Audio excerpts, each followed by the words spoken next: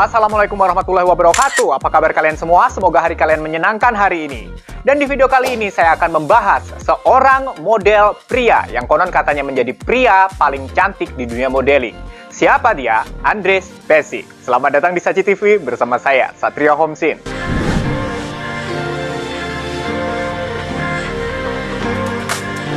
Buat kalian-kalian pemerhati fashion yang suka nonton fashion TV kayak aku dulu, tentunya kalian gak asing lagi dengan sosok top model pria yang satu ini. Top model androgyny. Top model androgyny adalah seorang model yang bisa saja memperagakan baju pria ataupun wanita dari brand atau fashion designer ternama yang ada di Italia, di Prancis, dan juga di seluruh dunia. Intinya, dia tidak hanya terpaku pada satu gender. Dia bisa saja memakai gaun, tetapi di waktu yang lain, dia juga bisa memakai jas dan baju-baju pria yang sedang diperagakan pada sebuah fashion show. Dan itulah profesi yang dijalani oleh seorang Andres Pesic.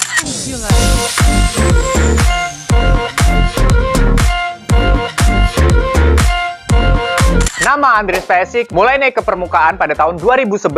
Namun kemungkinan tidak banyak orang tahu bagaimana si latar belakang dari Andres Pesic. Siapa dia, lahir di mana, besar di mana, dan bagaimana bisa dia sampai menjadi seorang model profesional yang mendunia seperti sekarang. Jadi ternyata Andres Pesic ini adalah seorang pria yang lahirnya di Bosnia. Tetapi pada tahun 2011 dia pindah ke Australia. Itu dikarenakan memang di negaranya sedang dilanda perang. Setelah sampainya di Australia, dia harus menutupi siapa dirinya yang sebenarnya. Maksud aku di sini adalah dia sering sekali mengalami pembulian atas penampilannya yang berbeda daripada yang lain. Yes guys, jadi dia ini sebagai seorang remaja pria, kala itu dia memiliki penampilan yang sangat feminin. Dan di saat yang sama dia juga dihadapkan pada sebuah proses pubertas atau fase pubertas yang mengharuskan dia untuk mengkonsumsi berbagai obat-obatan untuk mengeblok segala macam hormon kelaki-lakiannya dia. Karena dia memang jauh di dalam lubuk hatinya, dia itu lebih merasa sebagai perempuan gitu guys. I don't really have time for fans. I'm either working at home watching my brothers.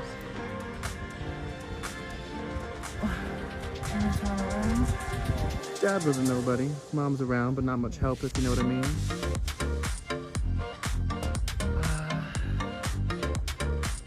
Di Australia juga, dia harus tetap bergaul dengan remaja-remaja pria dan dia cukup handal memainkan perannya sebagai seorang remaja pria tulen. Jadi selama di Australia dan selama bersekolah untuk menghindari bulian-bulian dan untuk nyenengin hati orang tuanya, dia selalu berpura-pura sebagai pria tulen. Akan tetapi saat usianya 13 tahun, dia mulai deh tuh mainan internet dan di sana dia mendapatkan banyak sekali informasi tentang perubahan jenis kelamin.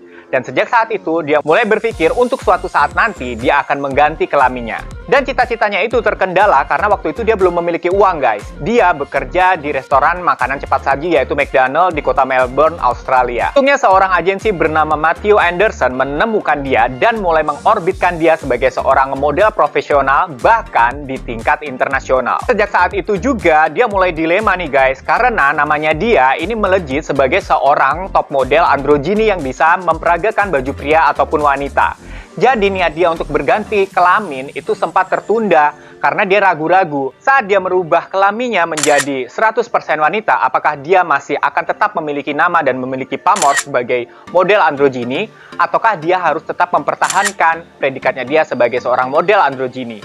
Hingga pada akhirnya pada 24 Juli 2013 yang lalu, dia mengumumkan diri di depan umum, di depan publik bahwa dia telah mengganti kelaminnya secara utuh sebagai seorang perempuan seutuhnya. Dan hal itu merupakan dorongan dari dalam dirinya semenjak dia remaja guys. Sebagai model androgyny dengan tinggi badan 188 cm, dengan perawakan yang sangat model, dengan wajah yang sangat bagus, dia meraih kesuksesan besar di dunia modeling internasional. Bahkan dia sempat bekerja sama dengan fashion designer ternama yang tarafnya internasional seperti Jean-Paul Gaultier dan juga Marc Jacobs. Bahkan dia sempat tampil di majalah fashion ternama yaitu Elle. Tetapi semenjak dia tampil sebagai model transgender dan mengakui bahwa gendernya sudah berubah seutuhnya, dia pun tetap disambut kok. Bahkan keputusannya ini didukung oleh keluarga, teman-teman, bahkan agensinya dia sendiri. Walaupun ada pihak-pihak yang kontra ya.